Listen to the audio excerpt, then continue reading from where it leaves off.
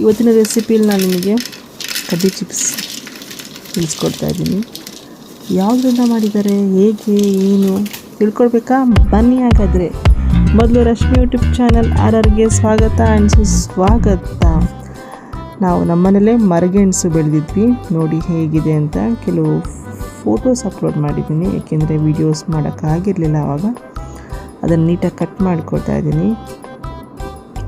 ತುಂಬ ದೊಡ್ಡ ಮರ ಆಗಿತ್ತು, ಚೆನ್ನಾಗಿ ಕೂಡ ಇತ್ತು.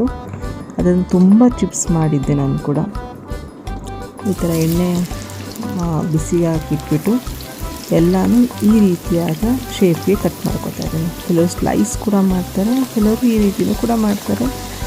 ನನಗೆ ಚಿಕ್ಕ ವಯಸ್ಸಲ್ಲಿ ನಾನು ಕಡ್ಡಿ ಚಿಪ್ಸ್ ತಿಂತಾ ಇದ್ದೀನಿ, ನಂಗೆ ನೆನಪಿತ್ತು. ಸೊ ಹಾಗಾಗಿ ಇದನ್ನು ಆ ಥರನೇ ಮಾಡೋಣ ಅಂತೇಳ್ಬಿಟ್ಟು ಆ ಥರ ಶೇಪಲ್ಲಿ ಕಟ್ ಮಾಡಿದ್ದೀನಿ ನಾನು. ಇವಾಗ ಇದನ್ನು ಡೀಪ್ ಫ್ರೈ ಮಾಡಿಕೊಂಡು 2-3 ಸಲ ಮತ್ತೆ ತೆಗೆದು ಮತ್ತೆ ಹಾಕಬೇಕು. ಆವಾಗ ಸ್ವಲ್ಪ ಚೆನ್ನಾಗಿ ಗೋಲ್ಡನ್ ಬ್ರೌನ್ ಬರುತ್ತೆ. ಅದನ್ನು ತೆಗೆದು ಒಂದು ಪಾತ್ರೆಗೆ ಹಾಕ್ಕೊಳ್ಳಿ. ನಾನಿವಾಗ ಅದನ್ನೇ ಮಾಡ್ತಾಯಿದ್ದೀನಿ.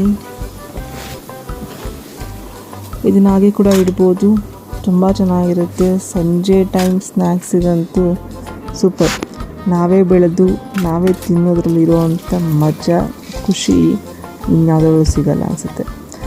ಇದೆಲ್ಲ ಒಂದು ತುಂಬ ನಾನು ಈ ಥರ ಬೇಯಿಸಿ ಇಟ್ಕೊಳ್ತೀನಿ. ಕೆಲವರು ನಮ್ಮಮ್ಮ ಪಲ್ಯ ಮಾಡ್ತಾರೆ.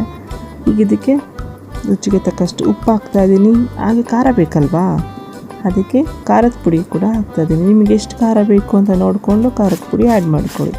ಇಷ್ಟು ನೀಟಾಗಿ ಮಿಕ್ಸ್ ಆಗಬೇಕು. ಈ ಥರ ಮಾಡಿದ್ರೆ ಮಿಕ್ಸ್ ಆಗುತ್ತೆ. ಇದಕ್ಕೆ ಇಷ್ಟೇ, ಸಿಂಪಲ್ ಅಲ್ವಾ? ಅರೆ ಗೆಣಸು ಸಿಗಬೇಕಷ್ಟೆ.